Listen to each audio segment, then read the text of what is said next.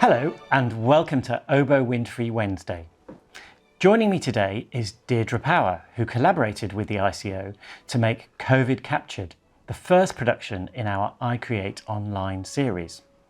Now, Deirdre describes herself as a socially engaged practitioner as well as a photographer, and she's a very well-known figure in Limerick. Hello Deirdre, and thank you very much for taking out time from your day today.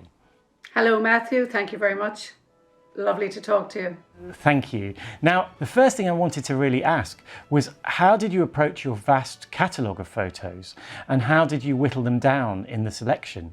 Yes, I was thinking about that. It was a mammoth task indeed. I suppose I go back to how I made the photographs initially, and it began with, I suppose I wanted to look at the government came out with a particular language that we all began to follow. You know, the whole lexicon of the language of the government had seemed to shift into a completely dystopian view, and it was lockdown, 5 kilometers from home, cocooning, which a lot of people found offense to. So the photographs began to emerge from these actual captions. So I went out on my bicycle because I decided not to take the car. You were less obvious. And suddenly I realized I was photographing things in line of what the government had put out. So cocooning. So it began as a very personal journey. I might have amassed about 600 photographs. Oh, wow. And to whittle that down to about 60, I think, I had to depend on the editors and the collaboration, wow, the broader collaboration with the ICO.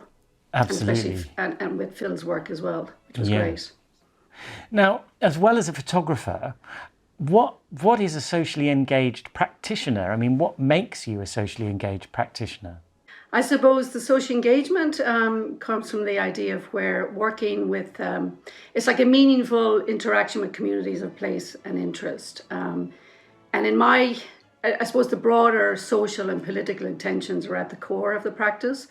I don't come into a situation where I want to affect my change, but I feel I have a particular skill set that I can act as a conduit or a facilitator to allow community itself to affect the change, especially when it comes to spatial politics, which was one of my main interests. It seems like you're actually a born collaborator. All the other things I've read about you always work with people, or you work in conjunction with people, and that made me think about the way that musicians work, and particularly in a small orchestra like the ICO. And what I really wanted to ask about is really about your own relationship with your camera, and specifically your relationship with your subject. So this kind of collaboration is not only with external things, but also you collaborating via your camera with your subject. I suppose when you say I'm a born collaborator, I suppose I didn't have much choice really. I was born into a family of 10 children. Oh, wow. So from very early beginnings, we were collaborating, and it was great. It was great. And my mother is quite an extraordinary woman. She's still alive today at 91. Oh, so, wow. And my dad, of course, who passed away a number of years ago. So, yeah, I worked with a good cohort in the formative years of my life. I suppose the camera is an extension of who I am. I mean, literally, the camera is just a camera. It's an instrument. I don't see the camera as being the be end of all. It's the engagement with people and the trust you build up with people. I don't take photographs covertly. I don't kind of hide behind bushes. I don't do those kind of fast street documentation. Even though I'm on the street all the time, but I always believe there has to be a conversation with your subject. I hate to use the word subject, but that's what it is. And as the voyeur, and the audience being the person that will eventually see the photograph, whether it's on social media or whether it's in a gallery context.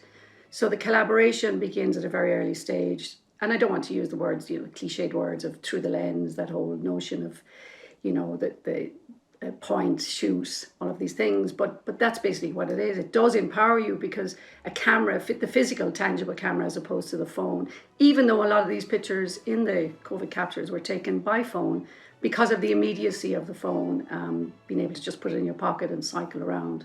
Whereas with the three-dimensional, the heavier camera, the SLRs, you have to take much longer to set up that photograph, and you are looking through a view, a lens or a prism where you then frame that photograph. So you kind of, I suppose, being known. So on many levels, the work is very local, because the journey began on a personal journey, documenting a cousin who was in a nursing home, and I was framing his portrait through the window, because that frame, that image, was a representation for a family that were living beyond, that couldn't get to see him, and it was very important that that image, and Joe participated in that project, which was really lovely. So that personal journey then evolved into another aspect where we had, my mom and a few of us had got together and bought some chocolate from our nephew, who has a little chocolate organic factory in Germany, and he was in financial trouble at the time, the lockdown in Germany. So I began to deliver. Maura, my mom, bought the chocolate, and then I distributed the chocolate to all her friends and family throughout the city. So I became this kind of messenger person on the bicycle with a camera. So they became part of the narrative, so to speak, and then emerged the broader spectrum along the way. All of these things happened in place, you know, so it was very, very exciting. Yeah, you kind of lead me on really to my next question. You know, obviously everybody's got a camera in their pocket because they've got a smartphone of some description, and something that I notice in your photos is that you've kind of said it really already, but that you see with your camera, but at the same time there's a sense of hearing something. There's a real sense of being drawn into the picture, and it's really powerful and unsaid. But the combination of music with these seems to express something even more personal, even deeper. And somehow I wondered what you heard, or even did you see something in the Piazzolla piece Oblivion that informed the way you actually did select your images? Absolutely, absolutely. When Charlotte had sent the score to me, I hadn't heard it before. I was familiar with the genre, but I hadn't heard that particular score. And then I listened to it time and time again. And as I said to Charlotte, I think her sentiments were the same. We were both bawling, crying because of just the emotion.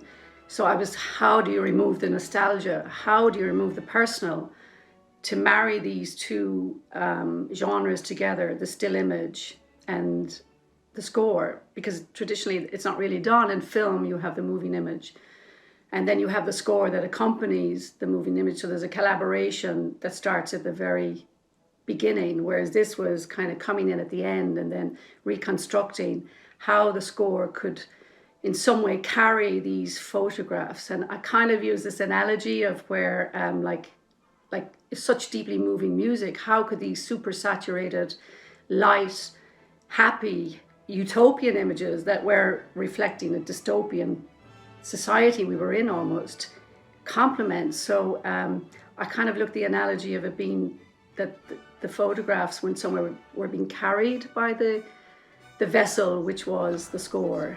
And right, yeah. The vessel then, you know, we were the cargo, and then suddenly it kind of all came together. The voyage was complete with